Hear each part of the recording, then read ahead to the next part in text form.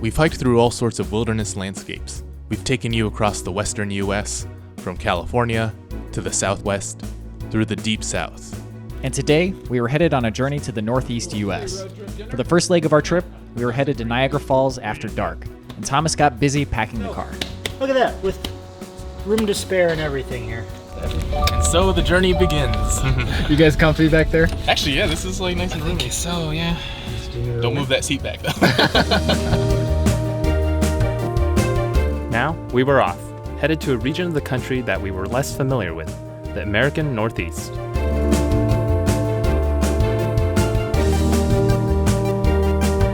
We drove late into the evening, and we still had a ways to go even as the sun set. Got a little over 5.5 hours left. Got our breath saved now with these breath savers.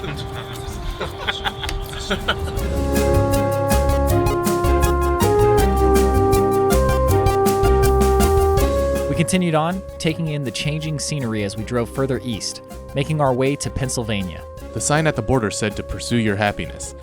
So we decided to pursue our own happiness using Thomas's virtual reality device. Okay, so right now I'm in a ski lodge.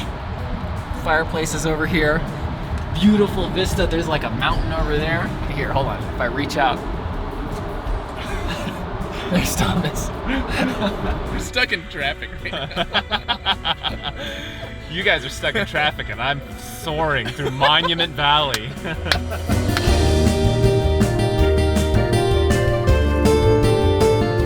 Eventually, traffic let up and we cruised our way to New York. We were headed to Buffalo. We had some ambitious plans for our first night on the road.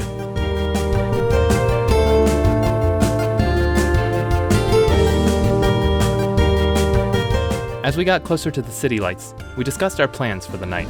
Okay, we're in Buffalo now. We've put in our wing order. Then we're gonna take those wings to Niagara Falls, eat some wings while looking at the falls, and then continue another very long drive. We pulled into the city, where the wet streets reflected the amber glow of streetlights. It was almost midnight, but we had called ahead and the bar graciously took our order and gave us a big box of buffalo wings. So now we got our wings. We're gonna go to Niagara Falls. Virginia Street for half a mile. That's about it. How mad would you be right now if I started eating some saucy wings in your new car? Just like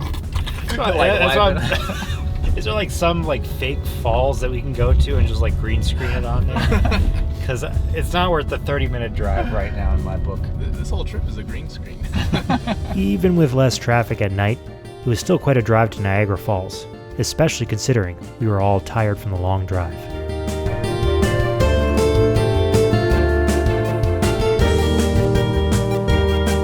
But eventually, we arrived at Niagara Falls State Park. The whole park had a strange, desolate feeling at this time of night, but we could still see the water of the Niagara River flowing. We now headed out on foot to explore around and look for a good overlook of the falls in the empty, rainy night.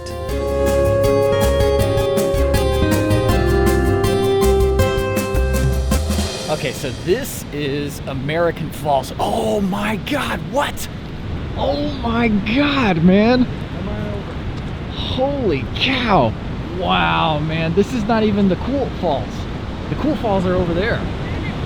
I don't know, this is pretty cool to me. This is pretty cool. This feels like earlier when I had the VR thing on, like it doesn't feel like this is real. And actually in front of me.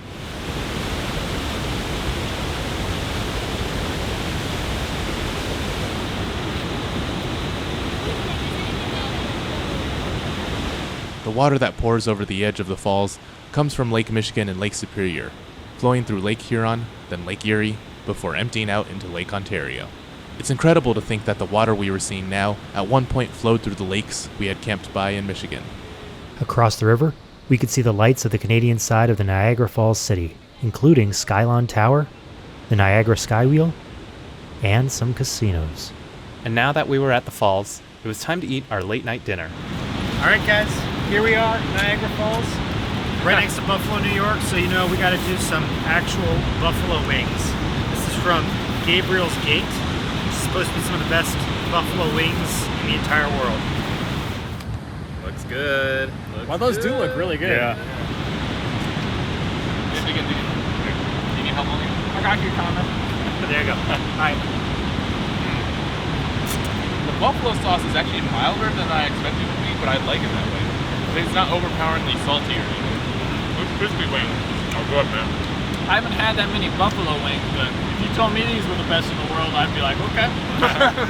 I mean, when you factor in where we're eating it, the experience, that's 10 out of 10, baby, right there. Originally, the thought of coming to Niagara midnight in a thunderstorm and eating buffalo wings didn't sound too appealing, but now I'm here doing it. It's one of those moments where I'm just like, I can tell people, like, yeah, I did that. You still got meat on these bones, Thomas. Hey, some of those aren't mine. That's probably mine. You can de-meat my bones. Don't mind if I do them. These are good. These are really good. I don't know how much of it's the hunger. Right. And like the joy of actually being outside the car. Yeah. Temperature is actually perfect right now too. Yeah. I've actually only had drumsticks so far. That's why I can't find any drumsticks. Okay. After eating, we took some more time to enjoy the sight of the falls lit up at night.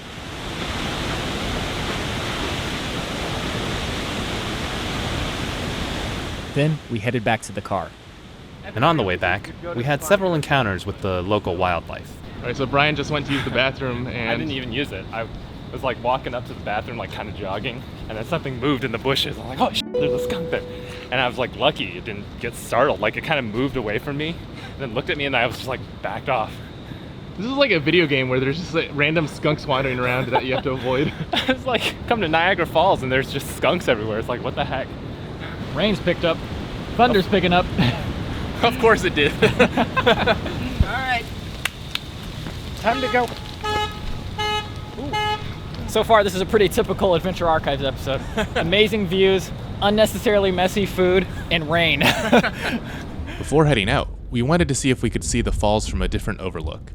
But the road leading there was closed, and we were already tired, cold, and wet. We'd either have to walk, or we have to skip it. And I think we're gonna skip it. It's also 1 a.m. in the morning, so yep. Onward to Hotel Archives. We continued driving through the night, stopping at a travel area for gas and energy drinks. We still had a 2-hour drive from Niagara Falls before we could stop for the night. We were headed to Seneca, New York. It wasn't until 3:30 in the morning that we finally arrived at the hotel, grabbed our bags, and headed inside. Someone had apparently been having a good time at this hotel. But as for us, we were ready to collapse in our beds. After a long night, it was finally time to sleep. Long drive. Did you sleep at all? No, because I had to play 20 questions with Thomas, so neither of us would crash the car.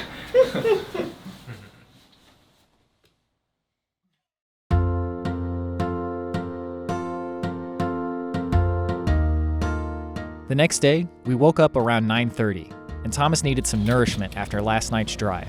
See if we missed the hotel breakfast this morning, because I need some coffee and maybe a waffle or two. Don't they usually serve coffee even after breakfast? Smack that phone out of your head. How'd you sleep? Pretty hard. We headed down to the lobby to see if there was any breakfast left. Unfortunately, though, everything had already been put away. When Thomas was out here earlier, there was cereal. It's all gone now. I'm really sad. Robbie's search for hotel cereal continues. In the meantime, Thomas packed up the car and we got ready for the day. Why don't you just use the hairdryer? Look at my lusciously long, dry locks. With the car packed, it was time to head out. All right, everyone good? Yep. Doors shut? But something smelled off in the car. Smell it again. Is it me? This is too early in the trip to have mysterious smells. Yeah. We headed out, trying not to let the strange smells upset us too much. It's day 2. Temper's already flaring. All right, so I think today we're going to try and make it to Bangor, Maine. Definitely going to make a stop in Portland, Maine, though, to try and find some good seafood. But yeah, it's another full day of driving. But we should at least get in at a reasonable time tonight. And is lobster on the menu today? If Andrew's buying. Bye.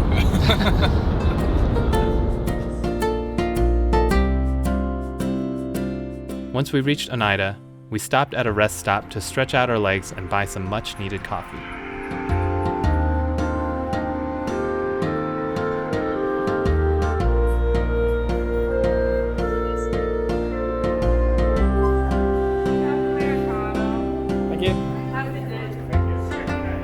With our coffee, we continued on through rolling green hills that seemed somehow especially New England.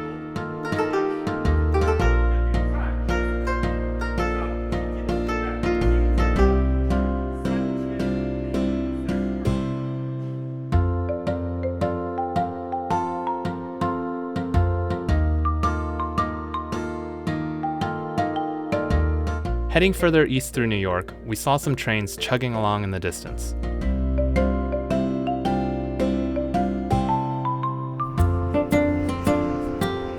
We stopped at another rest stop, passed through an impressive steel bridge, and found our way to Massachusetts. We had driven about 3 hours so far, and Brian had already fully conked out. All is right in the car right now. I'm messing around with my phone, Brian's sleeping, Thomas is eating dry pretzels, and you're filming. Once in Massachusetts, we stopped at another travel area to fuel up. Apparently, Robbie has never had Auntie Anne's pretzels. And I told him that you can get cheese with it. And now he's going back in to get some cheese. That's a man on a mission. How are those snacks? Oh man, I got the cheese sauce, the pretzels. But look at what Thomas has. He chose the healthy option. What are you eating? Oh, Here we got some cheese, we got some cucumbers, strawberries. you've got a whole salad in the makings here. Yeah, seriously. It's very dad on a family vacation. It's like single dad and his 3 kids. After fueling up, we passed through Worcester, Massachusetts.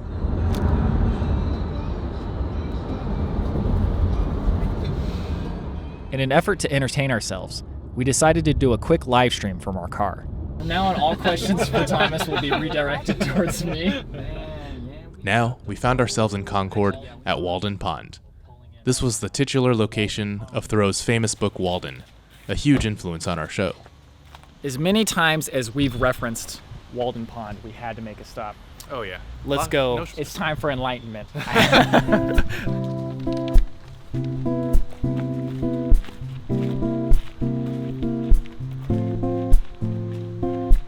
Near the parking lot, there was a replica of Thoreau's small and simplistic cabin, where he spent a year writing and pondering nature.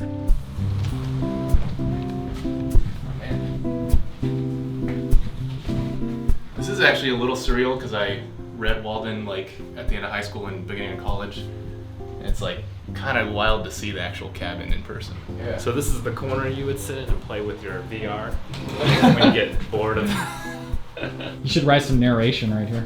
Yeah, and then we ate lobster. In wilderness is the preservation of the world. Yeah. It's the first opening line to an Adventure Archives episode. Oh man. Yeah, Thoreau quote. This bed is made of straw. Walden played a huge role in shaping my outlook on life and my appreciation of nature. Thoreau's emphasis on simplicity and on living in nature without the distractions or the desperation of modern society play a huge role in Adventure Archives to this day, even if our goofier moments seem to suggest otherwise.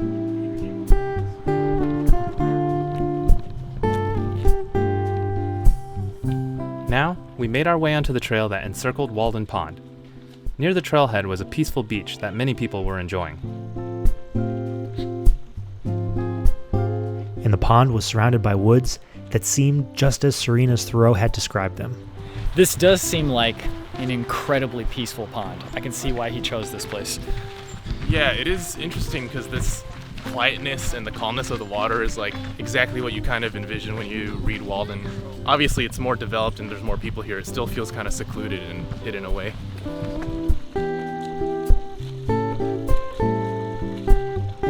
It seemed fitting that we would find a beautiful edible mushroom growing near the trail. Oh, whoa. You see that? It's gigantic.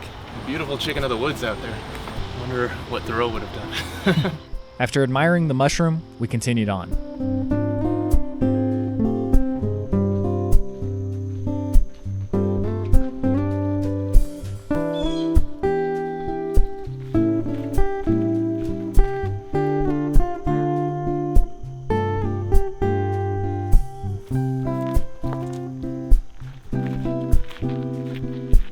Eventually, the trail led to the original site of Thoreau's cabin. We looked around. There was a pile of rocks and cairns set up in tribute to Thoreau, and the location of his cabin was marked with granite stones.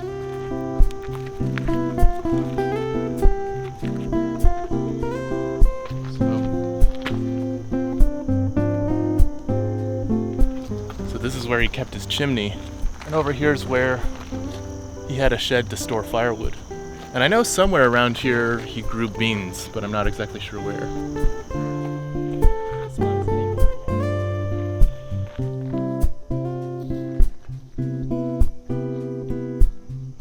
It was really incredible to be at the very site where Thoreau had explored around, observed nature, and written his masterpiece in solitude.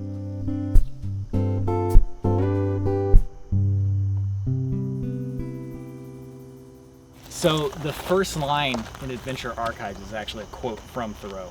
It's in the very beginning teaser of our first episode, and it's "In wildness is the preservation of the world." And I think that was kind of like the overarching idea of Adventure Archives, especially when we first started, is like there's value in going to these wild places and learning from them and taking what you learned back to your everyday life.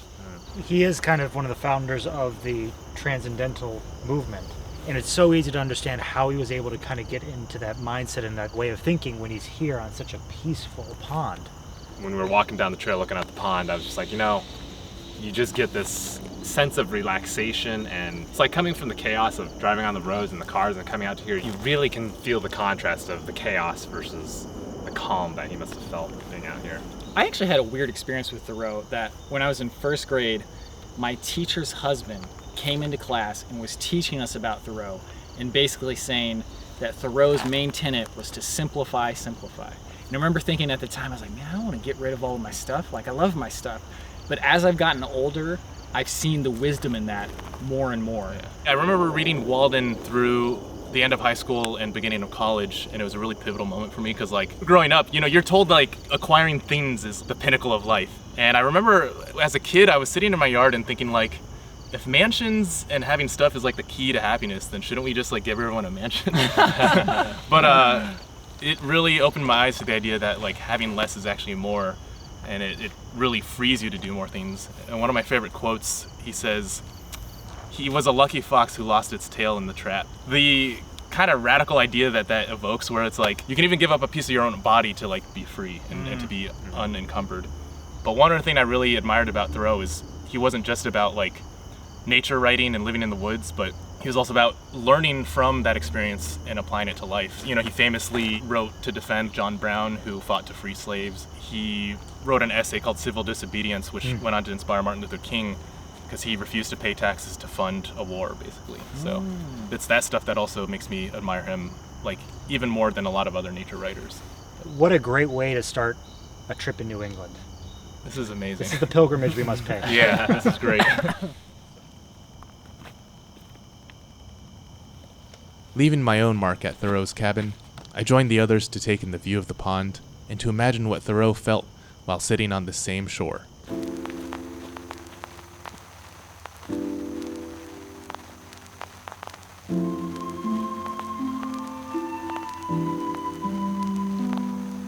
There was a sense of quiet tranquility, even with others around, enjoying the pond in their own unique way.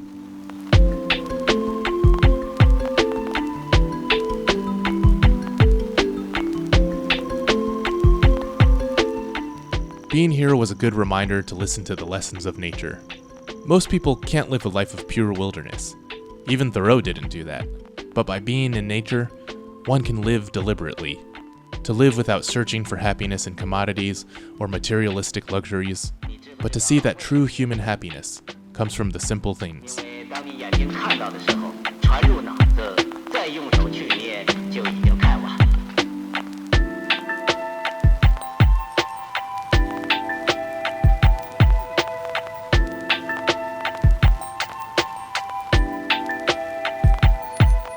It's always good to remember these lessons that the wilderness teaches us, even if we don't always perfectly adhere to them. Yeah, see, this is called Instagram. This is where we post all our pictures these days, Yeah, this is Adventure Archives on YouTube. And then on this app, you just swipe right or left, depending on, whether or not you like them. We now left Concord and continued driving north.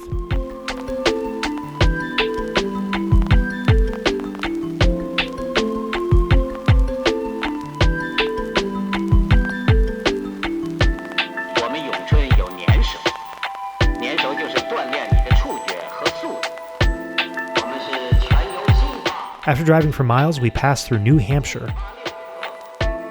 Not long after, we passed over the Piscataqua River into Maine.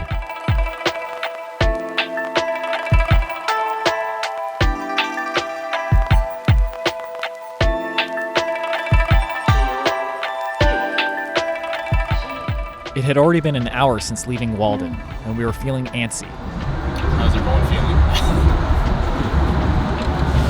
I'm ready for death. Food in 15 minutes.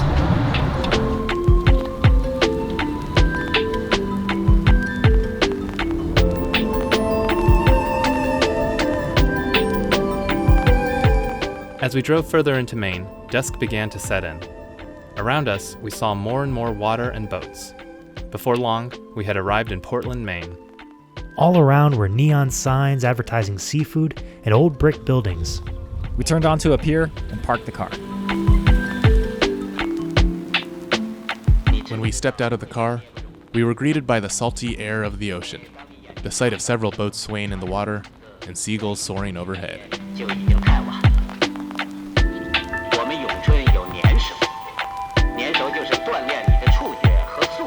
We made our way to the lobster restaurant, which was luckily still open. Inside, we saw some fresh lobsters. We got on the wait list, then went back outside to explore around.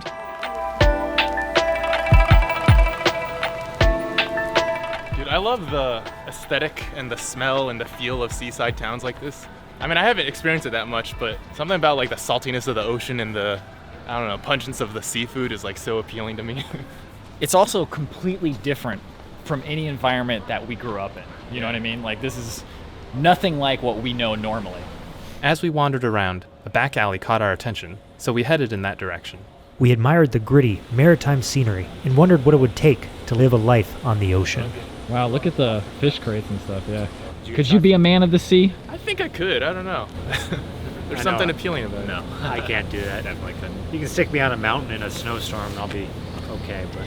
Yeah, you're a dreamer, Andrew. You could not be a man of the sea. What makes you say None of us are physically or mentally capable of that. I could be a man of the coast.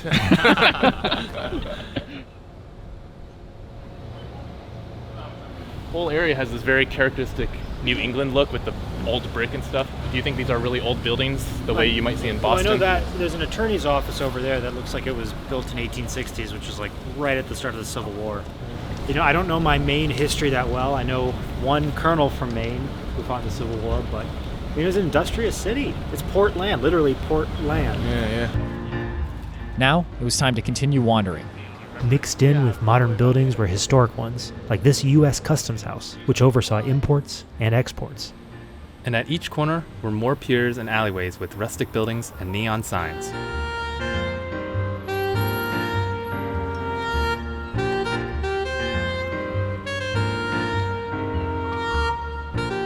We came across a small park area and saw a funny mural in a nearby building. Right now, Man, I could drink a beer right now just like that.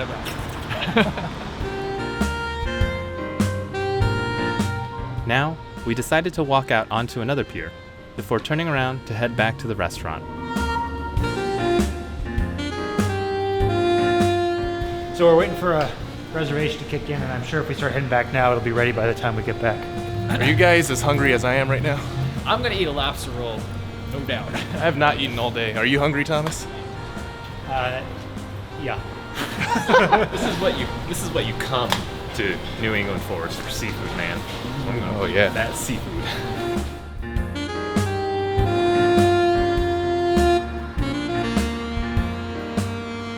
On our way back, we took a little detour through another alleyway. Alleys just have so much character. I mean, look at this, dude. This is like a Puzz 3D environment. Look.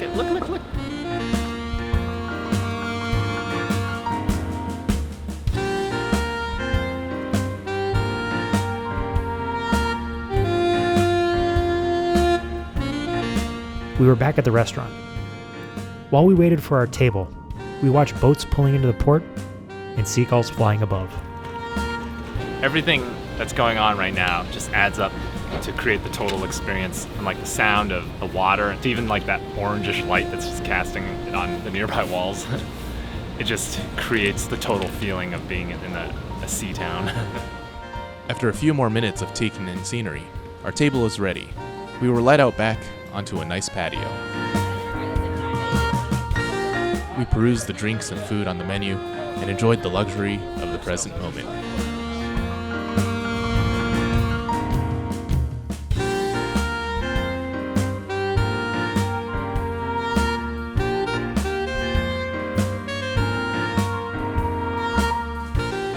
Hi, neighbor. Have a Gansett. Now we enjoyed our refreshments. Root beer for Brian, a lager for Andrew, Try this real beer. It's good root beer. ocean water for Thomas, Straight from the ocean. and a ginger beer for myself. I like L's more than IPAs. This is what I live for. There are many things that I live for, but this is what I live for. The food arrived next. Steamed mussels, lobster rolls, a whole lobster with clams on the side, and potato salad with coleslaw. With all of the food on the table, we eagerly dug in. So crispy, a lobster, buttery. Excellent, so good. Delicious. My legs, thank you. Andrew and Thomas got to work eating their lobster. Giant piece. A little challenging, but you gotta earn what you eat. You got some on your face, though. That's for later. As we ate, we asked our waiter how to properly eat the clams. First, you take the whole clam out, peel the skin off the siphon tip, dip it in clam broth to clean off any extra grit, then dip it in butter to enjoy. Our waiter also explained how to break apart the rest of the lobster to enjoy the meat inside. Okay. See how the tails flip forward? Yep. You are going to uncurl it and snap it off. We joke about Thomas eating lobster all the time, but it's clearly not true. Juices are literally running down my finger here. There you go. Whoa. And besides the tail, there are good bits of meat in the legs. And of course, there's the treasured lobster Tom Alley. Do you want any of this? No, all yours. So creamy. It's like the liver of the sea. That's fine. You can have more of it. Oh, Have some of these. is that a bite for the ages? One more bite. There's plenty of good stuff in this head part, I feel like. I don't know what it is, but it tastes good and salty. Look at all this head meat. Oh, yeah. Oh, that's kind of sandy.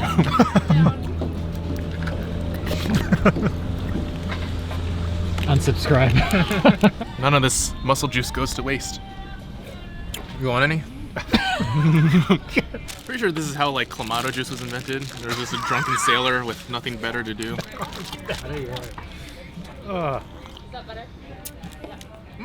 Disgusting. Dessert was something less nauseating. Hot blueberry pie a la mode. Delicious, man. Now that we were full from our luxurious dinner, it was time to clean up and head out on the road once again. Okay, so where are we headed now? Bangor? Bangor, Maine. Is that how you say it? Bangor? I don't know. As we drove, we entertained ourselves with a game of 20 questions. Is it fried? Yes. Does it contain meat? No. Could you get it at a state fair? Yes. You asked earlier about vegetables. Zucchini? Fried corn or something? I don't know. Yep. Ah. From Portland, it was a 2-hour drive to Bangor. We were planning to see the sunrise tomorrow morning at Acadia National Park, about an hour and a half drive away. We were just getting to the hotel close to midnight. The sunrise was going to be at 6 in the morning. That means we'd have to get up around 4 in the morning to drive up and catch it, which would leave many of us very sleep deprived. We got to our hotel room, ready to get some much needed sleep. Well, it ain't the Ritz-Carlton. Nice artwork. Kind of. Okay, so I think we've all decided we're gonna skip Cadillac. It's gonna be raining and overcast. We'd have to get up at 4 in the morning. I would rather just go into Acadia well rested and excited than cold, miserable, with a good chance that we're not going to see anything. Agreed. I'm going to bed. That's it. It had been a full 2 days of road tripping, but tomorrow was our first time really hiking in nature. Thank you very much for watching. Please consider subscribing to be notified for the next video when we visit Acadia National Park and climb the infamous Beehive Mountain. And if you really like the video, consider checking out patreon.com/adventure, where you can get early access to our videos, bloopers, commentaries, and exclusive live streams. Thanks so much for watching, and we'll see you in the next one.